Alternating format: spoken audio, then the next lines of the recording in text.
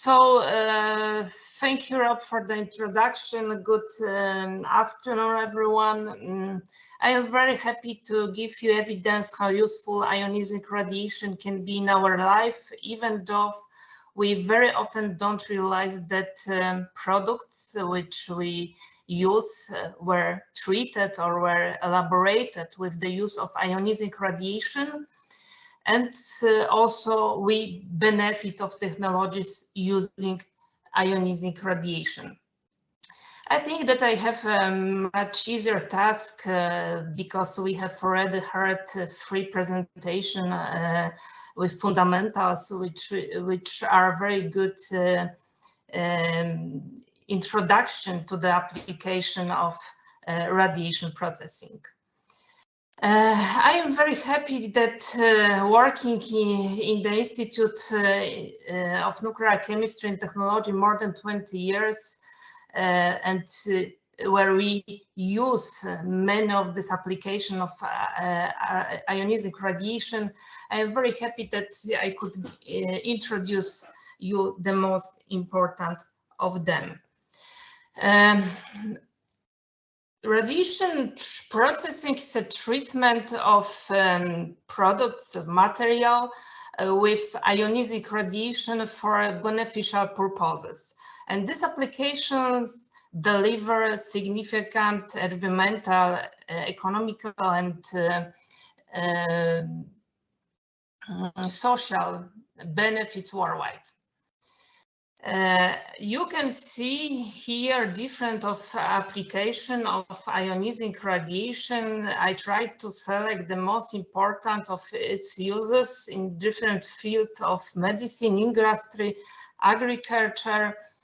As you can see, I decided arbitrarily, of course, divide applications into 5 different groups. So we have agriculture, health, environment, cultural heritage, and others.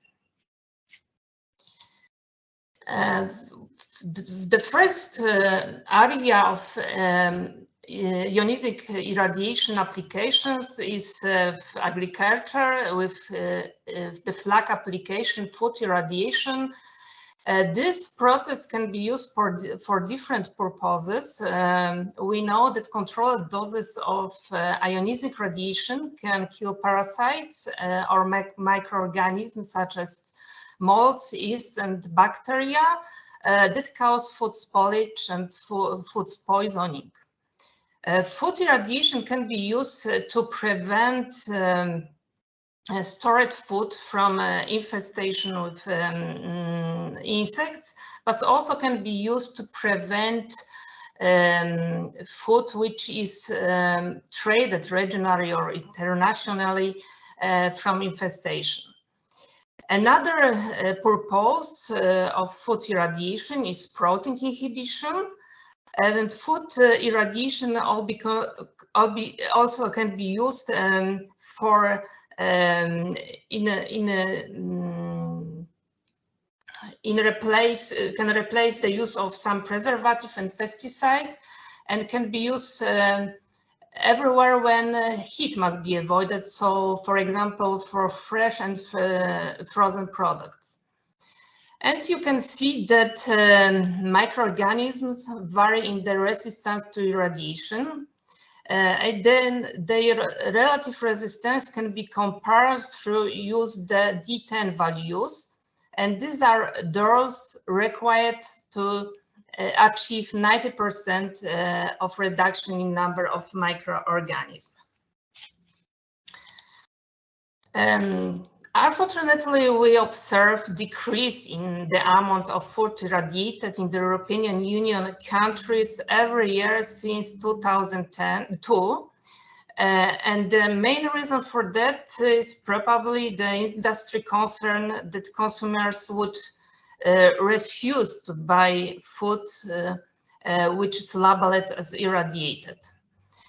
There are 24 facilities approved for food irradiation in 14 European Union countries, and top product which are irradiated are frozen frog legs, herb and spices, and poultry. As you have already learned several times, we have 3 different sources of ionizing radiation, and also for food irradiation, all of them can be used. So food products can be irradiated with gamma rays from radioactive cobalt-60 or cesium-137, can be irradiated with X-rays generated from machine sources operated at a nominal energy up to 5 MeV, and can be also irradiated with electrons generated from machine sources operated at a nominal energy level up to 10 megaelectronvolts. I would like to show you that different dose ranges are applied for different food products, and also to reach different goals. For example, low doses can be applied for the sprouting inhibitions, disinfection, and delay of physiological processes, while medium doses are used for extension of shelf life, pathogenic microorganism elimination, improvement in technological properties of food, and finally how high doses are used for industrial sterilization, for example meat or prepared foods, which can be later used, for example, by the astronauts. Labels of food products which were irradiated should mention that product was irradiated, and very often this sign, which is called radura, is used for this purpose. There are also different standards and regulations concerning food irradiation, and here we have an example of a list of food products and food ingredients which are authorized for the irradiation in different European Union countries. It is important to say that international organizations, including World Health Organization, have stated that food treated by irradiation poses no particular toxicological, microbiological, or nutritional problem. One of the fastest growing market in food irradiation is a phytosanitary treatment.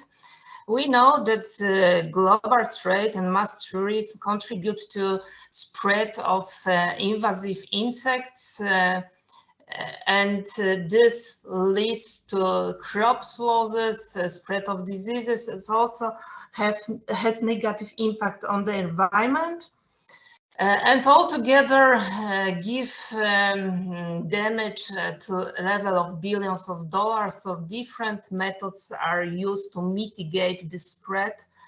And these are chemical methods. For example, methyl bromide can be used here. Heat is used, cold treatment, but increasingly also irradiation. And countries that have imported fresh commodities which were disinfected via radiation are the USA, Australia, New Zealand, Indonesia, and Vietnam. And you can see that this is a growing trend, and every year more and more commodities are treated with ionizing radiation for phytosanitary application. In this application, low doses are applied. US FDA approved irradiation doses up to 1,000 Grays for preservation and disinfection of fresh fruits and vegetables. However, still researches are being carried out in order to reduce doses which are required. And one of the issues which is being currently developed very intensively is a generic treatment. This is a single treatment that controls a broad group of pests without adversely affecting the quality, a wide range of commodities. Why is it so important? Usually, quarantine treatment is developed for one product and one pest at a time. So sometimes years of research are needed to develop effective protocol, then to approve this protocol and finally adopt this protocol. And if we have such a generic treatment, which is dedicated for a broad group of pests, this can greatly shorten process of gaining export approval, and also save time and resources. And in these tables, we have some examples of generic treatment protocols which were developed and approved for different group of pests. And here doses up to 400 grays were applied. Another application in agriculture area, which have already been mentioned, is insect control. We know that insects can be vectors of serious human diseases, and their population needs to be controlled. And for example, in different regions of world, mosquitoes are responsible for spread of Zika and dengue viruses. And to mitigate the spread, usually insecticides are used.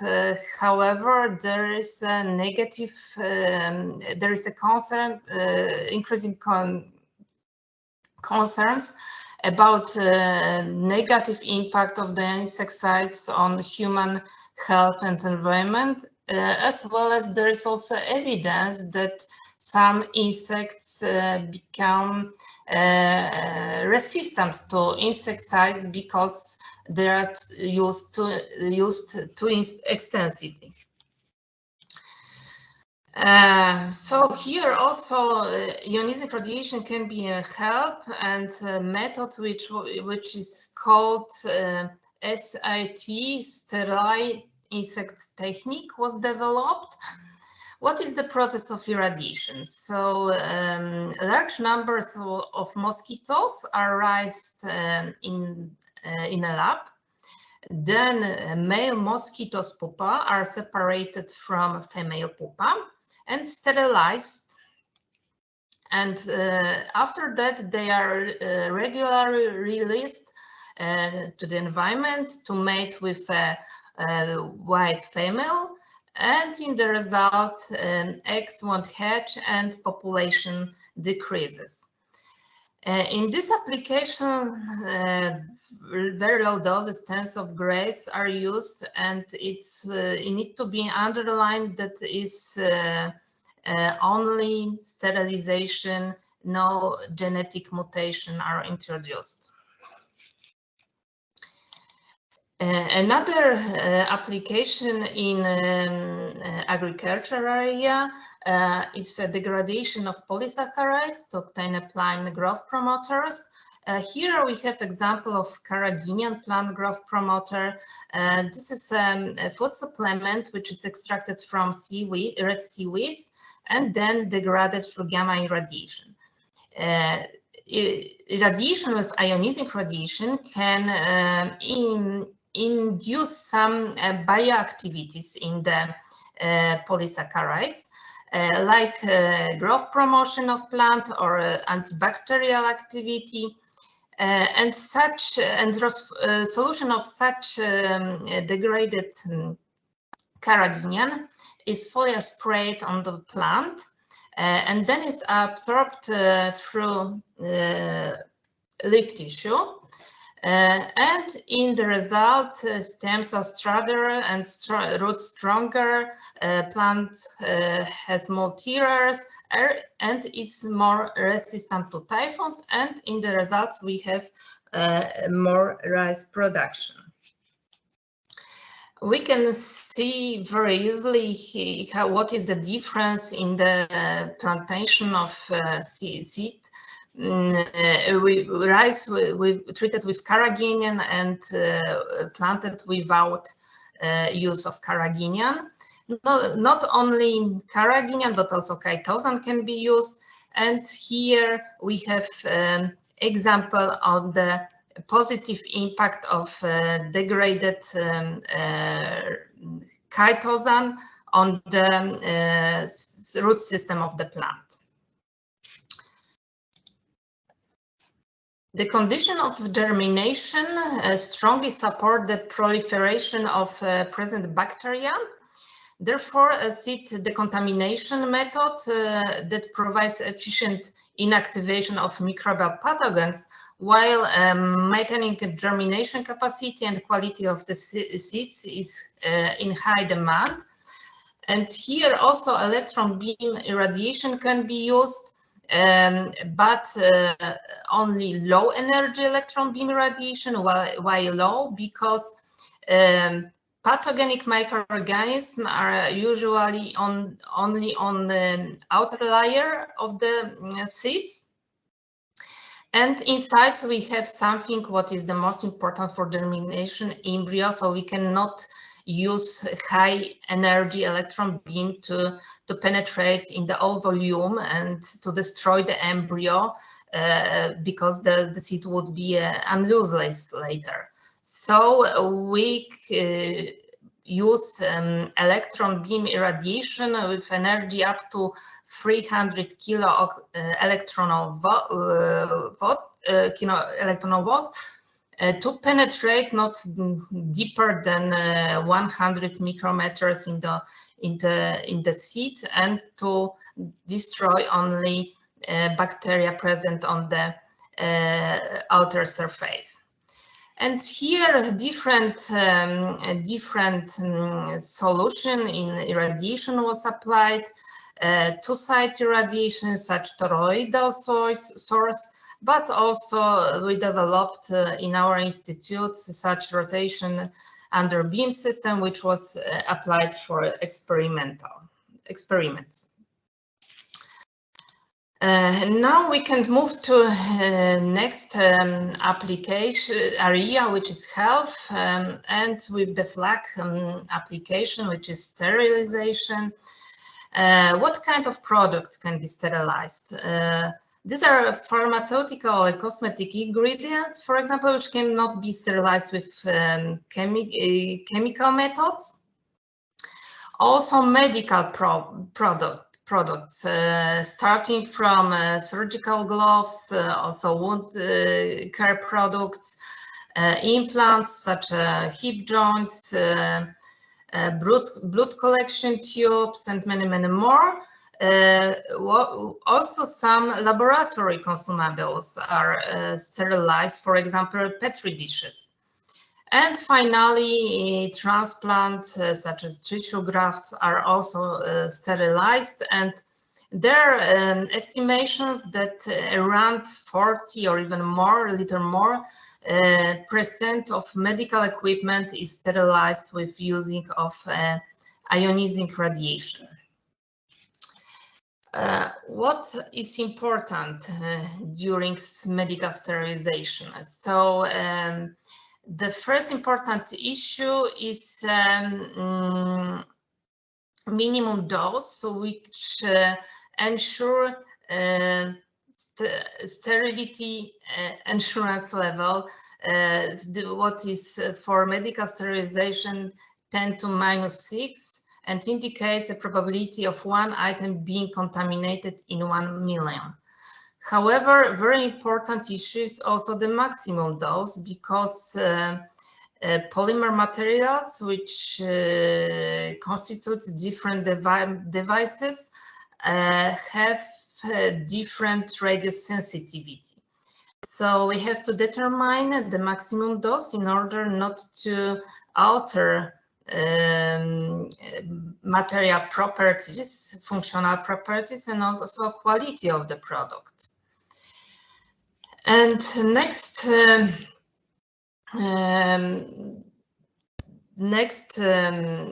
application in health area, it's also sterilization, but tissue grafts. Sterilization is an important step in preparation of biological material for transplantation. And here also radiation sterilization is increasingly used because this process has many advantages. Besides high effectiveness, also possibility of the thermolabile material sterilization, because this is cold process. We can ensure dose homogeneity and also lack of toxic residues, what is very important in case of materials which will be in contact of the body or body fluids. And finally, possibility of sterilization in barrier packaging to prevent recontamination of the material. And we have different examples of tissue grafts which are sterilized. This is crushed bones and amnion. And those recommended for tissue graft sterilization by the International Atomic Energy Agency is 25 kilograms. However, in Poland, tissue banks recommended those 35 kilograms, and this is based on the years of the investigation of the influence of ionizing radiation on different tissue compounds, mainly collagen, and also on the evidence that some viruses, for example, human immunodeficiency virus, are resistant to doses of 25 kilograms. Another application in health area is radiation synthesis of hydrogels. Hydrogels is a 3D structure which can absorb a large amount of water or body fluids and can be synthesized with the use of ionizing radiation. And in the process of irradiation of aqueous polymer solutions, very reactive species, which are called radicals, are created, and these radicals fastly react with the polymer molecules, and polymer radicals are created after recombinates and creates covalent bonds and cross-linked. And in the result, we obtain 3D net of hydrogel, which is very good material for wound dressing because it creates and keeps optimal moist wound environment.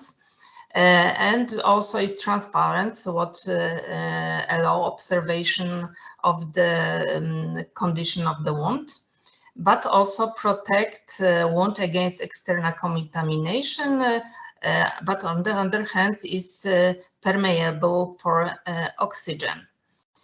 And what is important here, ionizing radiation has dual effect, because except besides cross-linking, we also sterilize products.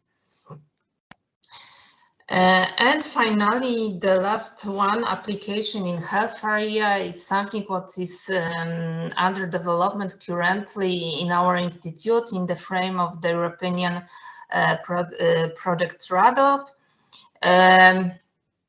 The idea here is to elaborate and optimize irradiation conditions for hen egg proteins fragmentation in order to get bioactive peptides, which later will be used for the production of two different products. hydrogel wood dressing with antibacterial properties and packaging film with antioxidant properties. And these products also will be elaborated with the use of ionizing radiation. And now we can move to the environmental area, and with the first application, which was developed in our institute, flue gas treatment.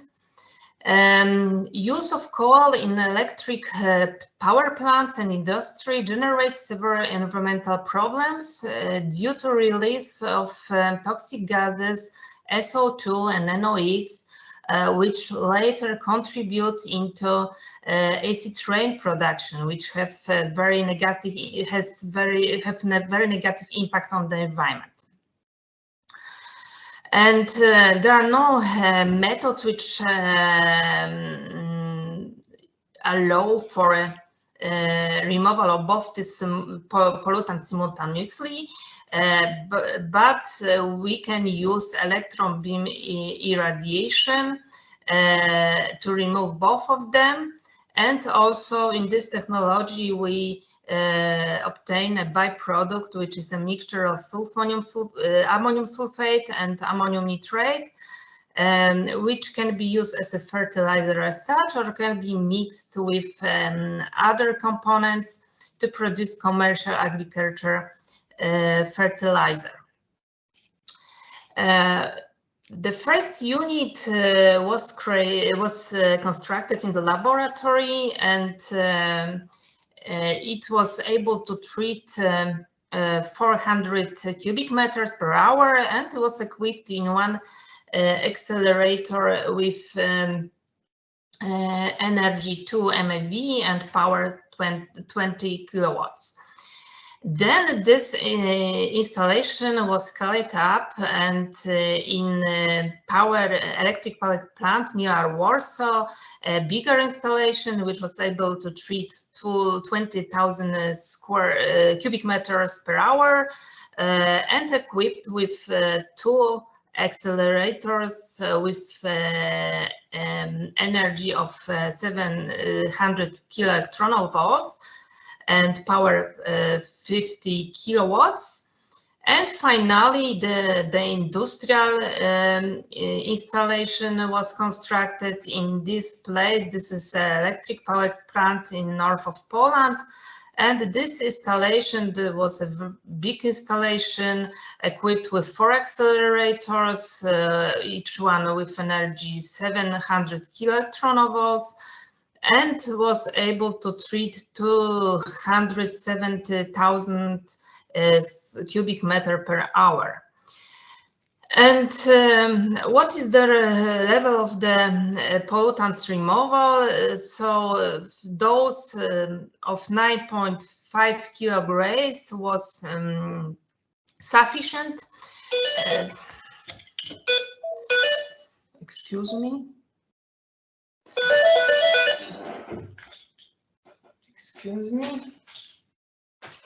Was sufficient to treat both of them.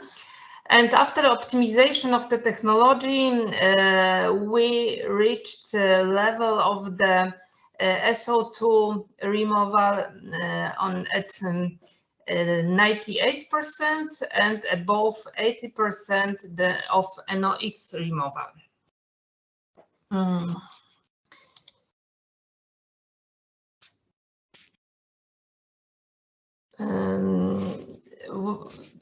Wastewater also can be treated with application of electron beam accelerator, and different chemical substances can be degraded by the ionizing radiation. For example, chemical pesticides, herbicides, and fungicides, which are present in agriculture wastewater, but also organic dyes, drugs, and pharmaceutical residues. Also, petrochemical wastewater can be treated, and as we have already known, microorganisms can be inactivated. And here in fundamentals also is rely on water radiolysis, in which we produce radicals which are able to break down chemical bonds in different chemical substances, leading to their degradation. I will present examples of degradation of each of these substances during dedicated lecture on environmental application during the workshop in Reims. I can present the application of the wastewater treatment on the example of a pilot plant which was constructed in Daegu Industrial Dyeing Complex in South Korea. This is a rather big complex, including around 100 dyeing factories with high consumption of water, but also high production of wastewater. This wastewater is intensively colored and includes, except organic dyes, also other organic compounds like terephthalic acid or ethylene glycol. What is the main idea here? Wastewater was collected in the primary basin, then was pumped under the accelerator. However, we have to remember this is 1 MeV accelerator. Therefore, we need to have a thin layer under the beam to ensure the penetration and homogeneous dose in the whole volume. To produce such a layer, special injection nozzle was applied, and after irradiation, wastewater was directed to the biological treatment facility, which was combined with this pilot plant. Pilot plant was able to treat 1,000 cubic meter per day. And I would like to demonstrate how the solution look in practice. There were 3 identical accelerator with energy of 1 MeV and power 400 kilowatts. And this very interesting underbeam system, this is an injection nozzle 1.5 meter width, which forms this thin layer which was later irradiated. And we can see that even low doses, 2 kilograms, results in the decrease of the biotreatment time, which is needed for further processing of the wastewater in the biological treatment plant. If wastewater is treated, why not sludges? We know that quantity of sewage sludge generated in Europe is constantly increasing. For example, in Poland, it is around 600,000 tons of dry mass only from municipal sewage sludges. And only less than 1/3 of this is used for recultivation in agriculture or for crop cultivation. These sludges contains different nutrients like sulfur, nitrogen, potassium, phosphorus, and also micronutrients, for example, copper. However, a significant part of organic matter which is present in sewage sludge comes from human and animal feces, and these excrements very often contain pathogenic bacteria, for example, Salmonella, but also parasites' eggs. So before we use it in agriculture, we need to disinfect them. And here also this action of ionizing radiation can be used when ionizing radiation react directly with the DNA, or firstly radicals are created and then they destroy the DNA. We see that in case of sludges, very low doses are effective in elimination of pathogenic bacteria, but also parasite eggs. And how the process looks in practice.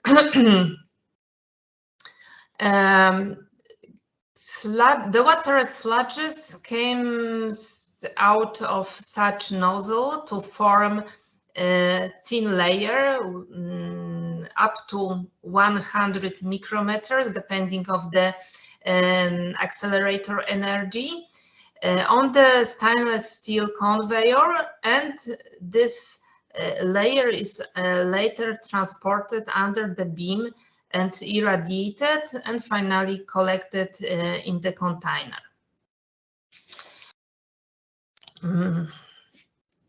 Next application, which is under development currently in our institute, is ballast water treatment.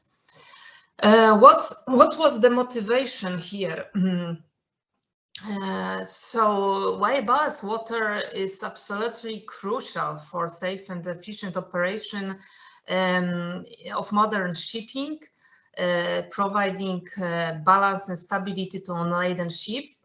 It also may pose a serious ecological and health threat due to a variety of marine species which are carried from one place to another in ballast water. This includes bacteria, microbes, aquatic organisms, eggs, cysts, and larvae of various species. And if such organisms enter new environment, can establish new population, then can become invasive, and this may lead to the extinction of native species. To prevent this danger, in 2004, the International Maritime Organization adopted the International Convention for Control and Management of Ships and Ballast Water Treatment, and this requires all ships in international traffic must comply with established discharge limits according to the D2 standard. And this D2 standard limits number of viable organisms of different sizes which are present in 1 cubic meter of ballast water, but also limits of number of so-called indicator bacteria, which are present in 100 milliliters of ballast water. To meet these standards, different solutions are applied. For example, biocides. However, these substances have negative impact on the environment. But also UV treatment is widely used. However, this treatment is not always effective to all the marine species. So still new methods are being searched, and we, together with the Polish shipyard Remontowa, proposed a new approach with the application of electron beam radiation for the reduction of the biological contamination in ballast water. This is a complex technological line which was planned to be constructed in the floating dock. equipped not only with electron beam accelerator for ballast water disinfection, but also in different filters and reverse osmosis module for the removal of solid particles and different ions in order to get water which can be used for different purposes, for example, for ship washing, or also can be discharged to the port basin and complies with very strict integrated environmental permit. In this case, also layer of water need to be formed by special nozzles, and we use accelerator 1 with energy 1 MeV. We did number of experiments in a laboratory, but also using SMILE pilot plant, and we can conclude the dose of 2.5 kilograms is efficient in inactivation of the microorganisms and to comply with the D2 standards. I would like to also present this two very interesting photo of marine organism before irradiation and after irradiation, and here we can easily see what kind of destruction was done by the irradiation, which later leads to the organism death. Another application in environmental area also developed in our institute was ship diesel of gases treatment. The abatement of harmful pollutants such as SO2 and NOx has become an urgent issue in the marine industry since stringent regulation came into force. And during combustion of heavy oils used on cargo ships, a significant amount of highly concentrated SO2 and NOx is produced. And currently, unfortunately, there is no cost-effective and efficient technologies which are available to simultaneously remove sulfur and nitrogen oxide at such high concentration. Even though there are effective technologies which can remove each of these pollutants separately, like wet scrubbing for SO2 and selective catalytic reduction for NOx, these technologies have a number of drawbacks, for example, high installation cost, high maintaining cost, and also large space which is needed for placement of two installations and ammonium storage. Moreover, International Marine Organization also introduced some new limits in 2020, and according to the MARPOL Annex 6, the emission limit of 0.1% sulfur has been established in sulfur emission control area, and the emission limit of sulfur in global area was reduced from 3.5% to 0.5%. And similarly, concerning NOx emission, MARPOL Annex Tier 3 standard was applied in NOx emission control area in Europe, also in 2020, and it requires NOx emission must be below 2 grams NOx per kilowatt hour at marine engine speeds over 1,200 RPM. What is the composition of diesel engine exhaust gases? So concentration of NOx depends on the engine load and is in the range between 50 and 1,500 ppms. And concentration of SO2 is proportional to sulfur content in fuel and is in the range between 500 and 2000 ppms. So if we have a diesel engine with the power of 6 megawatts and 85% of engine load, and we take into account the strict regulation which were implemented in 2020, we can calculate that removal of NOx has to be higher than 79%.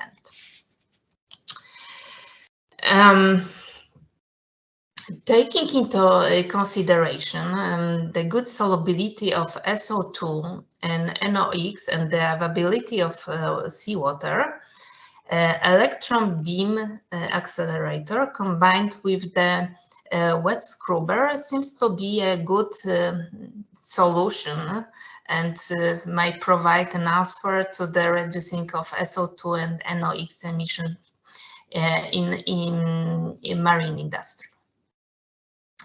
This process involves two steps. The first one is SO2 and NOx, mainly NO oxidation during irradiation process by the electron beam. And NOx is then oxidized to NO2 and higher oxides, and SO2 is oxidized to SO3 and higher oxides. And later, in the second stage of the process, SO3 and NO2 and higher oxides in the gas phase are absorbed into aqueous solution via wet scrubbing, and acetar forms. And in the result, cleaned off gases after electron beam wet scrubber treatment can be released into atmosphere. What are the results? So we can see that if we apply electron beam irradiation only alone, so then we don't have almost any effect. However, if we combine electron beam irradiation with wet scrubber, efficiency of the NOx removal increased to almost 50%. But please remember that this is still not enough because we need to reach 79% of removal. So what we can do? We can oxidize more NO to NO2 with addition of oxidants. So different oxidants were tested. Sodium chloride was the best. We also tested different concentration of sodium chloride.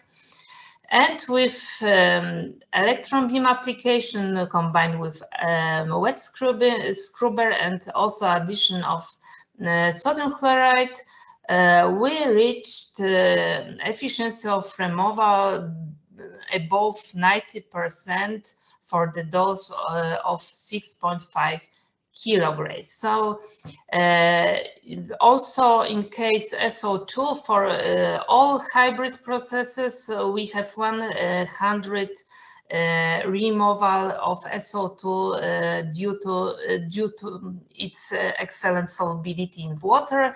So in this in the results we have technology which is able to remove both of these pollutants with high efficiency.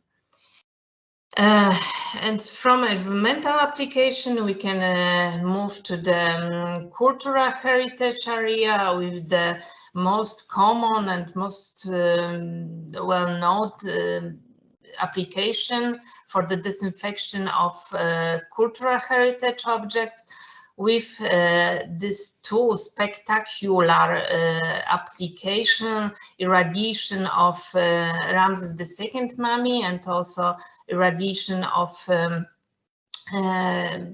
baby mammoth mummy, which was carried out by the Nuclear Arts Center in Grenoble. This is a unique center where the conservation process can be carried out from very beginning to the end with the use of ionizing radiation, gamma rays everywhere where is possible for or necessary for decontamination, microbiological decontamination or consolidation. We can see that different objects can be treated mainly with gamma radiation. Here we have example of a big painting which was placed in such big box and irradiated with gamma rays in Brazil. But in institute, we also use electron beam irradiation for disinfection, mainly paper-based object. Here we have example of 15th century altarings, but also notation of Polish famous composer Ignacy Paderewski and leather shoes from 15th century. This application maybe should be presented separately because this is not cultural heritage, but rather biosecurity application. When in 2001, mail to recipients at Congress, the White House and the federal agencies were irradiated after spores of deadly bacterium anthrax were found in mail sent to the members of the news media and congressional leaders, and two installations equipped with electron beam accelerators in the USA were used for this purpose.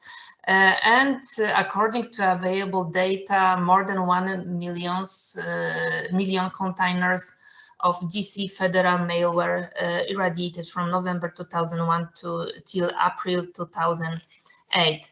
And another application in this area is radiation consolidation.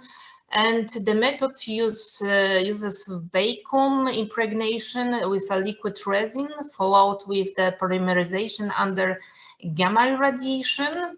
Or electron beam radiation, which is called radiation curing. And here we have example of 18th century parquet from Old City Hall in Grenoble, which was consolidated with using metal methacrylate as a consolidant, and it also was done in Grenoble. And here example of application of electron beam radiation in the area where this thin layer, which was on the outer layer of the terracotta army statue, was consolidated with use of electron beam irradiation just to consolidate the outer layer, not go deeper inside, because inside was a clay which was very sensitive to irradiation. And finally, cleaning, two different applications. The first one for the silver coins, on which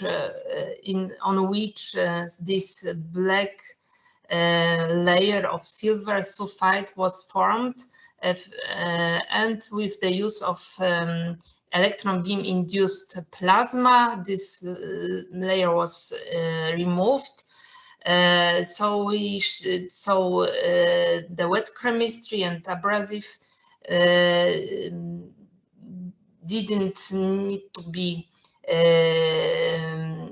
used, and this minimized the strain of these fragile objects and side effects such as scratches and damages. And also, no hydrogels also can be used here as for the cleaning from the contaminants of different surfaces of cultural heritage objects. And finally, we can move to the last one category, or others, where I place also polymers. So this is here we have an example of manufacturing process of heat shrinkable tubing, which consists of 3 steps. The first is extrusion, then irradiation, and finally expansion. And in, for example, polyethylene is extruded to form a tubular shape using extruder, then is cross-linked with high energy electron beam irradiation, and finally such cross-link polyethylene is softened in this heating zone and expanded in radial direction, and finally cooled to retain this expanded shape. From scientific point of view, we have polyethylene, which is a crystalline resin, and this resin consists of crystalline area and amorphous regions. And when it is electron beam irradiated, cross-linking reaction occurs in the amorphous areas. And then when such cross-linked polyethylene is heated at temperature above the melting point of crystalline area, the material becomes soft enough to be expanded, and when cooled, the expanded shape is retained by the growth of crystalline areas. And in opposite way, when expanded cross-linked polyethylene is reheated at a temperature above the crystalline melting point, the material is softened and shrinks to its original shapes to the cross-linked molecular chains of the amorphous area. And this is the well-known shape memory effect. And such materials have improved thermal, mechanical, and chemical properties. This is a process also solid state reaction free from chemicals, and this room temperature process, so energy is saved as well. And such materials can be used in different branches of the industry. For example, in the electronics, automotive, aerospace, and other industries for insulation or mechanical protection, like as environmental sealing of electric wire terminals. Also as insulation protection of electronic parts of components, and corrosion protection of metal pipes, but also as shrinkable foil films. And the last one, not the last one, the next application in polymer area for manufacturing of tires. And after assembling various sheets of rubber and the other component materials, tires are molded using process which is called vulcanization. In this process, pressure and heat is added to form the tire. But before vulcanization process, rubber is very soft and can be extremely easily deformed, causing issues with workability and material shifting out of the position, resulting in defects. So to solve this issue, electron beam processing is used on car splice and inner liners. And this is also a process which saves energy in case of application of electron beam irradiation. Carcass splice are contain cords which give strength to tire. And when this layer is thin, the cords can shift, resulting in defects when they perforate neighboring sheet layers. What is the solution? Usually make the rubber sheet thicker, but when we use electron beam to pre-cross link the rubber sheet before the vulcanization, we change the fluidity of the rubber, which decreasing, and this prevents material from becoming misaligned. In the results, we have thinner rubber sheets, and so material costs are lower, and also the tire is lighter and with higher quality. And the last one application in this area is gemstone coloration. This process involves irradiation of different gemstones.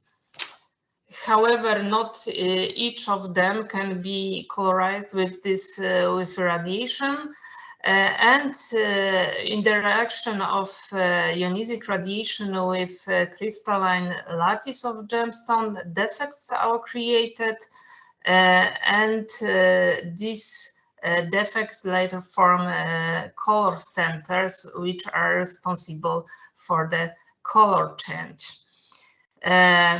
And to conclude my presentation, I will sum it up with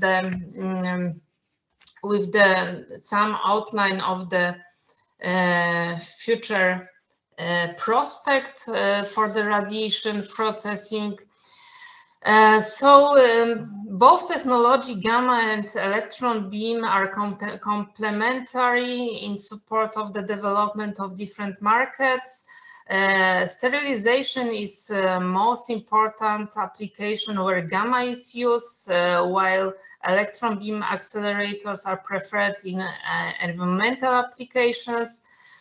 There are well-grounded applications like medical sterilization and polymer processing, which are widely used.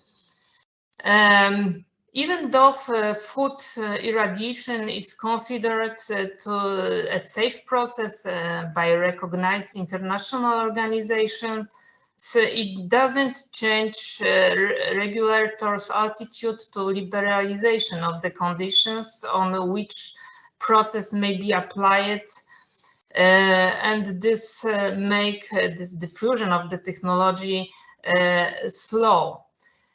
However, on the other hand, we have continuous progress in amount of fresh fruits and vegetables, which are irradiated for phytosanitary purposes, which clearly demonstrates that these products are accepted by the customers.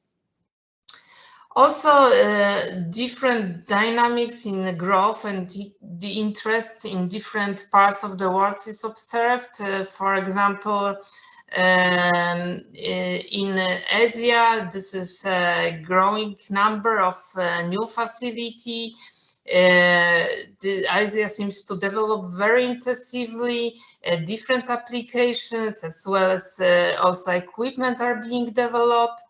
In North America and in Europe, still medical sterilization is the main application of the ionizing radiation. And in different countries, locally, we have different applications. For example, in China, food irradiation is a big market.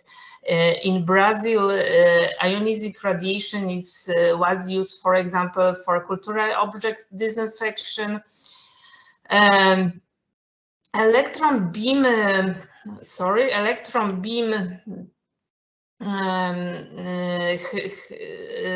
accelerators have higher public acceptance, because here we have no use of radioactive substances, no storage, transport of disposal of such substances is not an issue.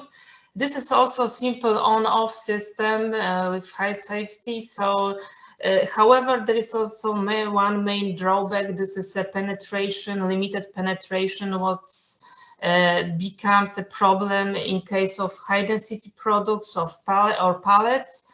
And conversion with high-powered electron beam accelerators to the X-rays can soften this problem. However, all the time slow transition from gamma to electron beam X-rays are observed, because there are another problem with licensing of the process and so on. And a problem in implementation of technology in environmental application, this is a need for a reliable high power mid voltage shelf shielded accelerators. And here maybe in future superconducting accelerators will be a solution. However, still further development is needed to make these accelerators more